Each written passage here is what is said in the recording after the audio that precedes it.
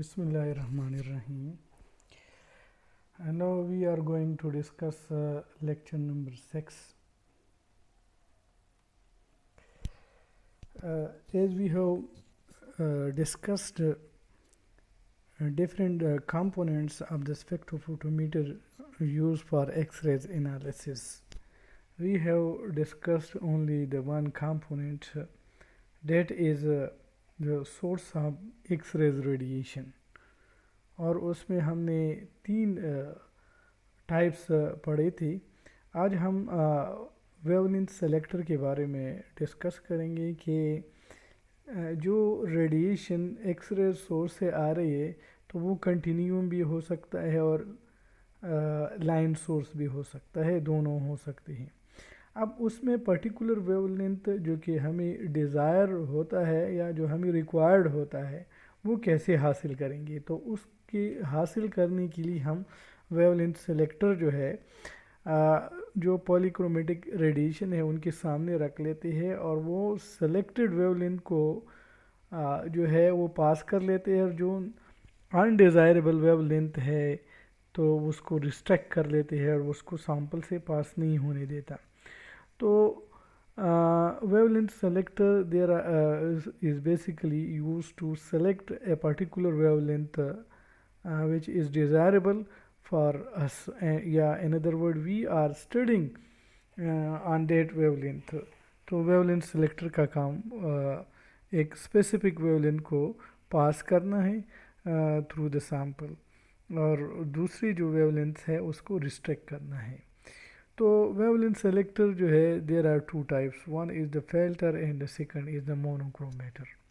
Filter they are inexpensive और जो जिस इंस्ट्रूमेंट में ये यूज़ होते हैं तो वो इनएक्सपेंसिव इंस्ट्रूमेंट है और मोनोक्रोमेटर आर एक्सपेंसिव और वो इंस्ट्रूमेंट जिसमें मोनोक्रोमेटर लगा हुआ है वो हाईली एक्सपेंसिव होते हैं.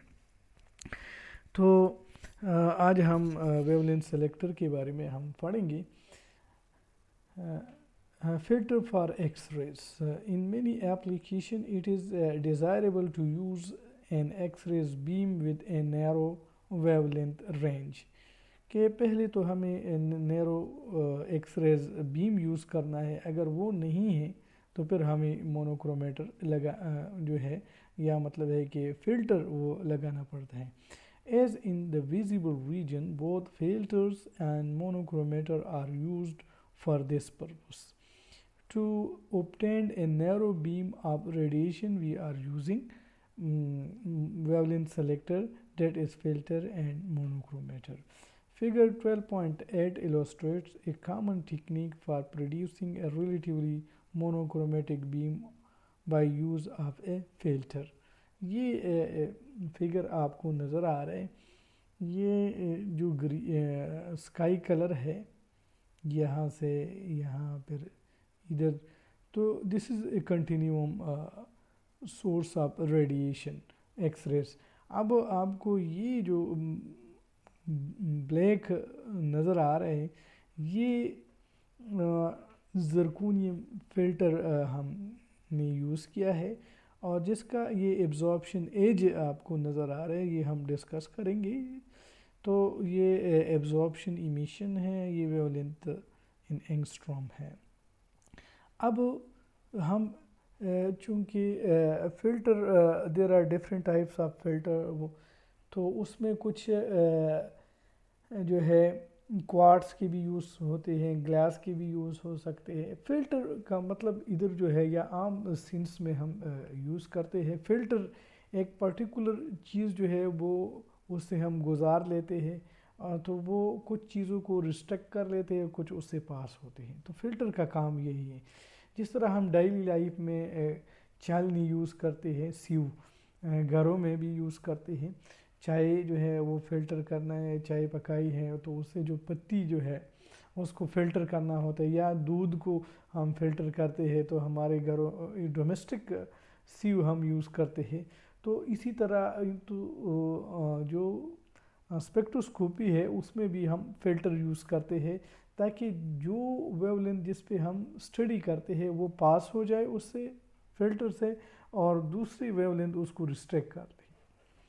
तो ये फिगर हमें ये बताता है कि ये हम फिल्टर वो यूज़ करते हैं जिसका एब्जॉर्प्शन एज जो है वो उस वेवलेंथ यानी जिस वेवलेंथ को हमें रिस्ट्रिक्ट करना है। अब ये this is the absorption edge of the zirconium.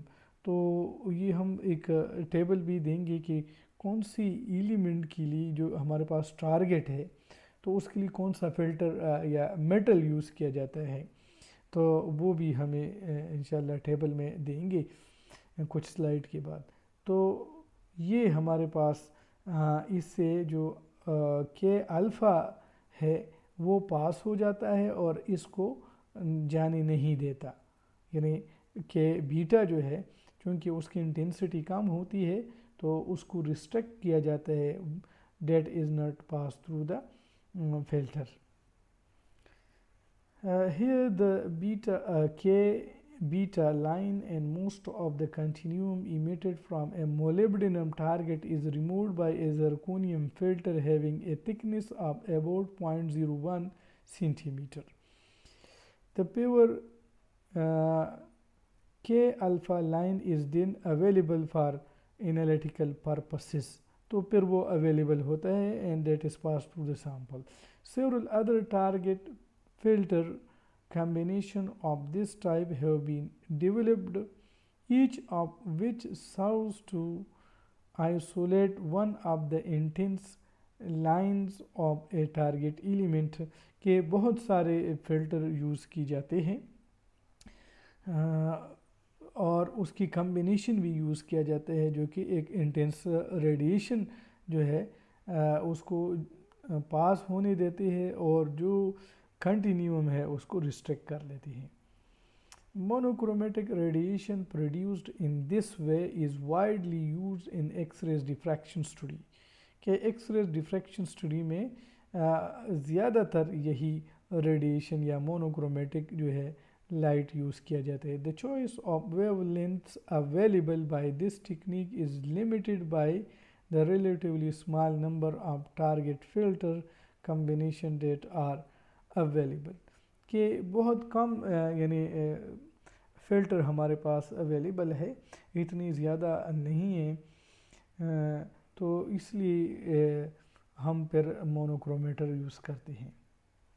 Filtering the continuum from an X-ray tube is also feasible with thin strip of metal कि हम thin strip of metal भी यूज़ कर सकते हैं।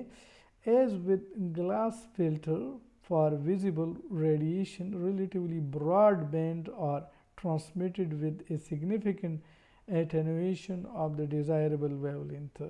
जिस तरह हम UV visible में ग्लास या क्वार्ट्ज यूज़ करते हैं या कुछ क्रिस्टल भी यूज़ करते हैं, जिस तरह IR में हम क्रिस्टल यूज़ करते हैं। अब the sodium iodide, sodium bromide, potassium iodide, ये crystal of these substances are used for IR। तो इसी तरह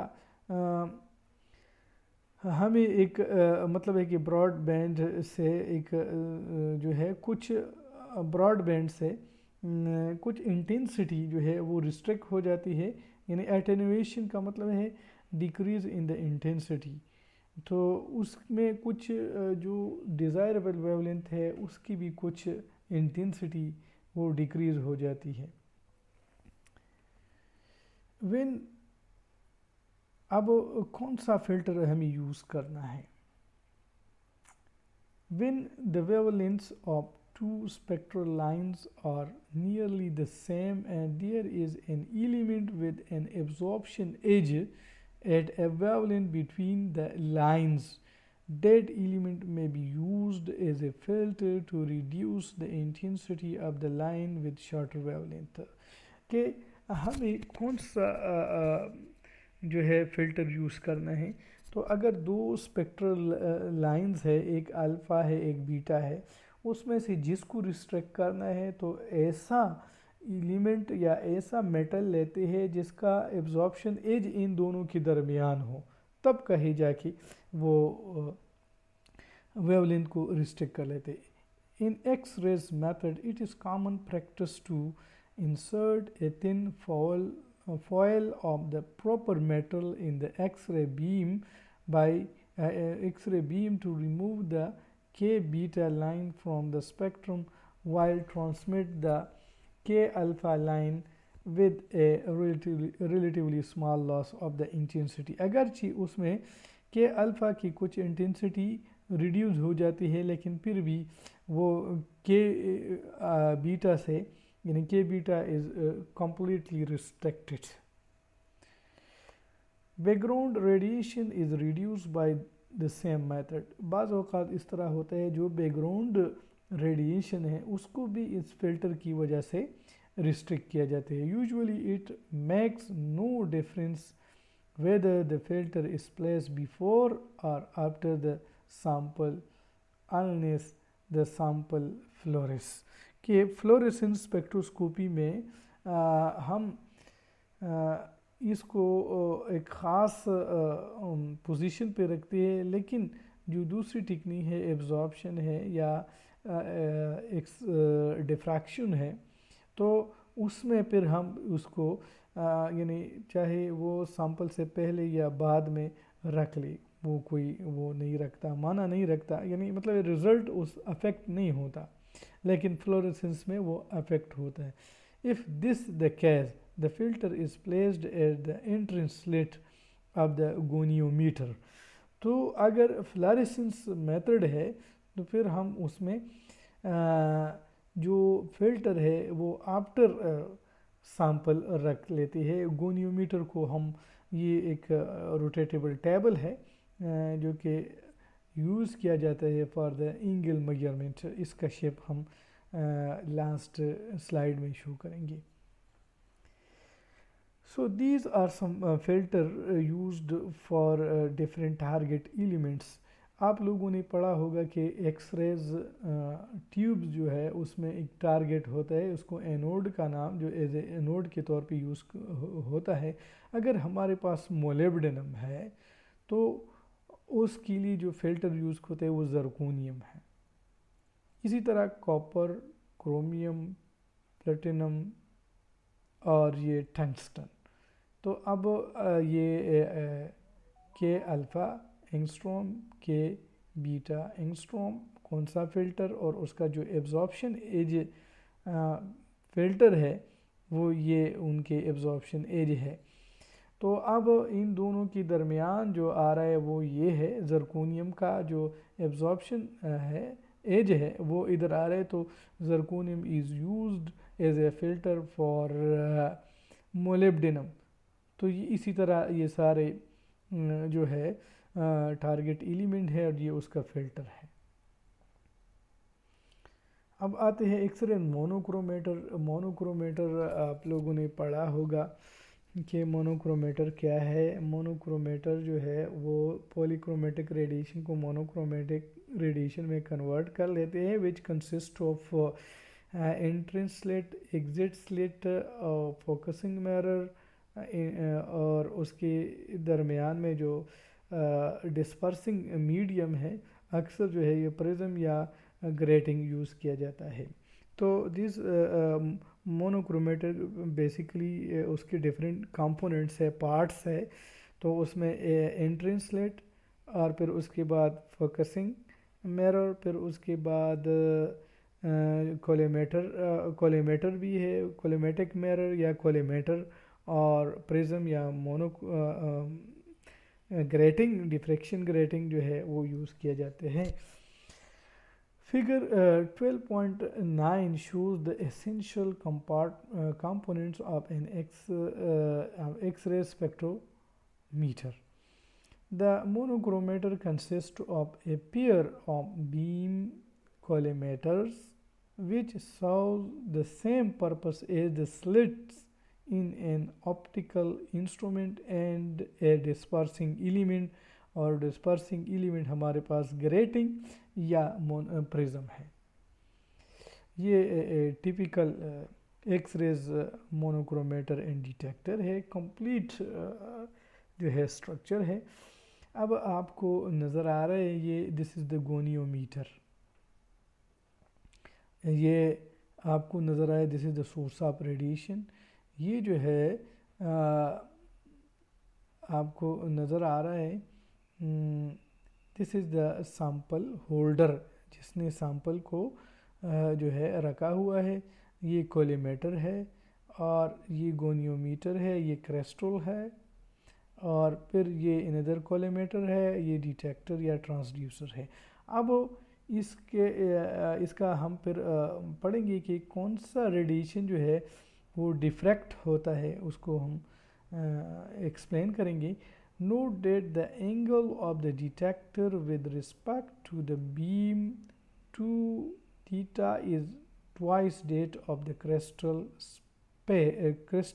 face. For absorption analysis, the source is an X-ray tube and the same is located and the sample is located in the beam as shown. For emission measurement, the sample beams becomes a source of X or F as shown in the insert। कि ये इधर जो है fluorescence measurement के लिए इस तरह arrangement किया जाता है, जबकि ये एब्जॉर्प्शन के लिए अरेंजमेंट है। जिस तरह हमने पिछले लेक्चर में एक्सप्लेन भी किया था कि फ्लोरेसेंस के लिए जो अरेंजमेंट है वो 90 डिग्री पे होता है, जबकि वो एब्जॉर्प्शन है या इमिशन है उसके लिए 180 डिग्री पे एंगल पे जो है ना अरेंजमेंट ऑफ द कंपोनेंट्स होती हैं। तो ये हमारे पास source of radiation, sample holder, ये कोलीमेटर, ये दिस इज़ बेसिकली मोनोक्रोमेटर, ये कोलीमेटर। अब ये क्रिस्टल है, इधर से रेडिएशन पास होती है कोलीमेटर से, फिर उसके बाद क्रिस्टल से, क्रिस्टल फिर जो है उसको डिफ्रैक्ट करके, अब कौन से एंगल डिफ्रैक्शन किस एंगल पे होती है उसको फिर हम ये गोनियोमीटर से जो है एडजस्ट कर लेते हैं। तो अब आपको नज़र आ रहा है कि ये जो है यहाँ से लेके यहाँ तक, दिस इज़ द थीटा। अब डिटेक्टर या ट्रांसड्यूसर कहाँ लगाना है, उसका डबल जब रोटेट कर लेते तो 2 थीटा जो है वो कर लेती है, यानी उसका डबल हो जाता है। The latter is a single crystal mounted on a goniometer or rotatable table that permit variation and precise determination of the angle theta between the crystal face and the collimated incident beam। जो goniometer का काम होता है वो ताकि proper angle को major किया जा सके या एडजस्ट किया जा सके for the complete diffraction of the beam. From equation 12.6 ये ऑलरेडी हमने एक्सप्लेन किया है कि ये 12.6 इक्वेशन पिछले लेक्चर में हमने इसको एक्सप्लेन किया है। It is evident that for any given angular setting of the goniometer, only a few wavelengths are diffracted। और कौन से डिफ्रैक्ट होते हैं, वही इक्वेशन है जो आप लोगों को पहले बताया है। Lambda 2 by lambda divided by 2, lambda divided by 3, और इसी तरह लेमडा बाई n जो है where lambda is equal to 2d sine theta, इसके बराबर है। तो ये एंगल जो है यानी these wavelengths are diffracted while the rest of the wavelength are not destructive interference takes place and they not pass through the crystals. To produce a spectrum, it is necessary that the exit beam, collimator and the detector be mounted on a second table that rotates at twice the rate of the first.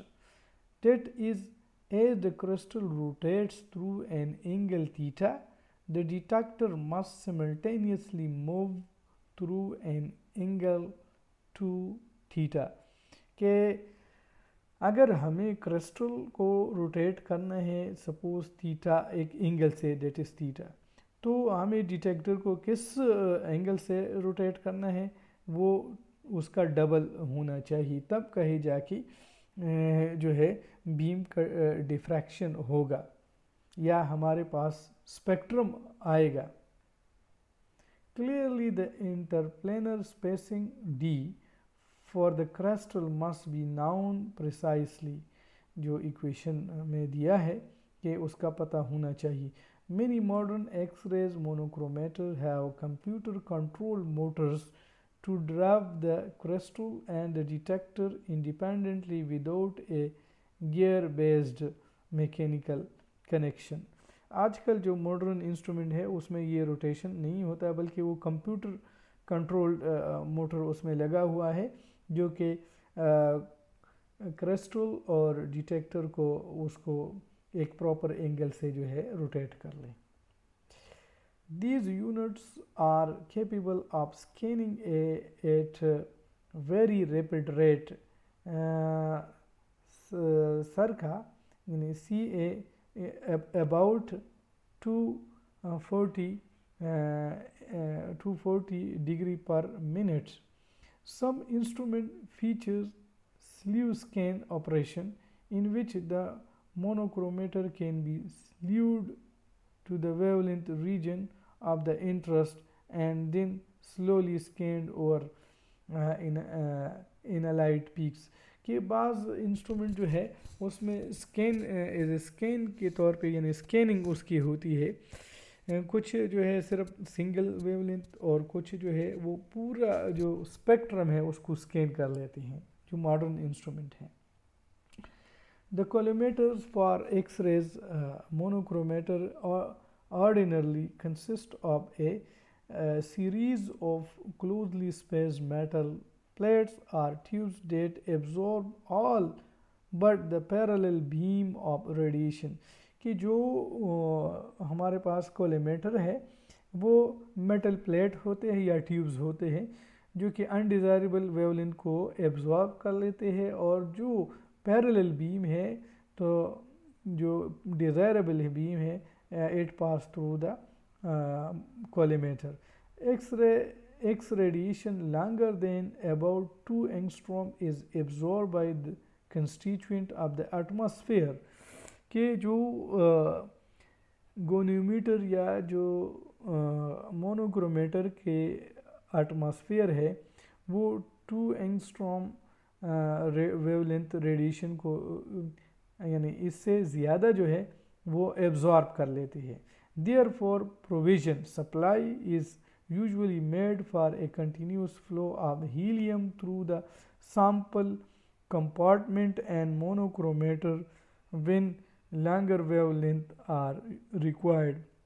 अगर 2 angstrom से ज़्यादा wavelength हमें चाहिए या उस पर काम करना है तो हमारे पास फिर जो इन्वायरमेंट है या जो एटमॉस्फेयर है तो वो जो है हीलियम से उसकी पर्जिंग होनी चाहिए ताकि हमारे पास जो उधर ऑक्सीजन है या एयर है क्योंकि वो भी उसी 2 एंगस्ट्रॉम पे वो एब्जॉर्ब कर लेते हैं, तो इसलिए उसको जो एयर है that should be eliminated. Alternatively these areas can be evacuated by pumping, या इसको इवैक्यूएट किया जाता है. The loss of intensity is high in a monochromator equipped with a flat crystal because as much as 99% of the radiation is sufficiently divergent to be absorbed in the collimator. कि अब हमारे पास दो type के crystal use किया जाता है, एक flat और दूसरा कर्व्ड क्रिस्टल. हाँ, इसकी डिटेल भी बाज़ बुक्स में है लेकिन हम उसको छोड़ देते हैं. कि कुछ जो क्रिस्टल यूज़ किया जाता है, एक फ्लैट है, बिल्कुल फ्लैट हमवार, दूसरा जो है वो कर्व शेप में होता है। तो जो फ्लैट क्रिस्टल होते हैं उसमें ज़्यादा लॉस ऑफ द रेडिएशन होता है, जबकि जो दूसरा है कर्व्ड है उसमें लॉस ऑफ द रेडिएशन जो है वो नहीं होती। Increase intensities by as much as a factor of 10 have been achieved by using a curved crystal surface that acts not only to diffract but also to focus the divergent beam from the source on the exit collimator.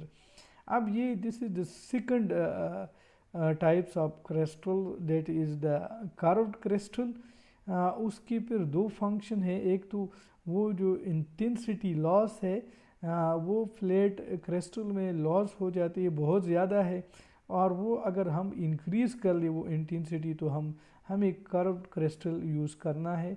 और curved crystal की सिर्फ यही फ़ायदा नहीं है कि वो intensity को इंक्रीज़ कर ले, बल्कि वो जो है focusing of the divergent radiation उसमें भी मदद करते हैं। एज इलस्ट्रेटेड इन टेबल 12.1 जो हमने ऑलरेडी डिस्कस किया है, most analytically important X-rays lie in the region between about 0.1 and 10 angstrom, जो हमने पिछले लेक्चर में डिस्कस किया है। The data in table 12.3 however lead to the conclusion that no single crystal satisfactorily disperses radiation over this entire range, कि इस entire range पे कोई भी क्रिस्टल जो है वो डिस्पर्शन नहीं करता, बल्कि हर एक वेवलेंथ के लिए डिफरेंट क्रिस्टल मटेरियल यूज़ किया जाता है। As a result an X-rays monochromator must be provided with at least 2 interchangeable crystals, यानी जो मोनोक्रोमेटर है उसमें दो यानी क्रिस्टल यूज़ किए, दो होना चाहिए, दो मटेरियल का होना चाहिए। ये टेबल है, this table shows different material from which the crystal has been constructed. ये क्रिस्टल, ये topaz, lithium fluoride, sodium chloride, EDDT, ADP, अब ये उसका इथाइलिन डायमीन डी टेट्रेट, और इस तरह ADP जो है एल्यूमिनियम डाईहाइड्रोजन फॉस्फेट। तो ये उसका जो है लेटेस्ट स्पेसिंग है D, जो हमें स्पेसिंग के बारे में बताते हैं। The distance between the layers in angstrom, ये वेवलेंथ रेंज है फ्रॉम मैक्सिमम टू मिनिमम, और ये उसका डिस्पर्शन है वो, यानी अब इधर आप देख रहे हैं कि जितना ये डी जो है बढ़ती जा रही है, ये देख ली आप, डी यानी the distance between the spacing वो बढ़ती जा रही है, तो उसका जो रेंज है वो भी बढ़ता जा रहा है। आप देख रहे हैं कि ये 1.3 है, तो उसका जो रेंज है 2.67 से लेके 0.24 है। अब इधर आ जाए वो 5 तक चला गया, तो 10.5 टू 0.93 तक चला गया है, जो रेंज जो है वो इंक्रीज हो जाता है। The useful wavelength range for a crystal is determined by its latest spacing d and the problems associated with detection of the radiation when 2 theta approaches 0 or 180। तो इस d से यानी लेटेस्ट स्पेसिंग से हम wavelength range determine कर सकती हैं। When a monochromator is set at angle of 2 theta that are much less than 10 degree, the amount of polychromatic radiation scattered from the crystal surface becomes prohibitively high. Generally, values of 2 theta greater than about 160 cannot be measured because the location of the surface unit prohibits positioning of the detector at such an angle. The minimum and maximum value for lambda in table 12.3 were determined from these limitations. के इनसे फिर उसको determine किया है.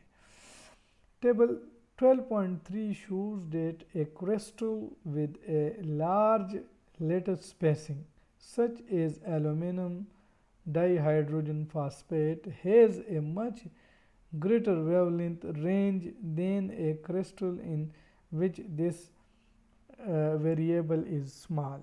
The advantage of large values of D is offset, however, by resulting low dispersion. अब इसमें अगर spacing latest spacing ज़्यादा है तो डिस्पर्शन पर जो है वो इतनी अच्छी नहीं होगी, यानी this is inversely related. This effect can seen by differentiation of equation 12.6 which lead to d theta by d lambda is equal to n over 2d cos theta. अब here d theta divided by d lambda, a measure of dispersion, is seen to be inversely proportional to d. जितना ये latest space होगा उतना dispersion कम होगी. Table 12.3 provide dispersion data for the various crystals at their maximum and minimum wavelength. The low dispersion of ये topaz prohibits its use in the region of short wavelength. Here a crystal such as topaz is a silicate mineral of aluminum. सारी ये दूसरा वो है, यानी ये जिसका ammonium di hydrogen phosphate है. तो the low dispersion of ammonium dihydrogen phosphate prohibit its use in the region of short wavelengths. Here a crystal such as topaz is a silicate mineral of aluminum and fluorine with the chemical formula or lithium fluoride must be substituted. तो फिर ये higher wavelength के लिए topaz उसकी crystal को use किया जाता है. This is the goniometer, an instrument for the precise measurement of angle, especially one used to measure the angle between the faces of crystal. तो ये गोनियोमीटर का स्ट्रक्चर है. तो ये आज का लेक्चर था. If you have any question you can discuss with me. Thanks a lot for your patience.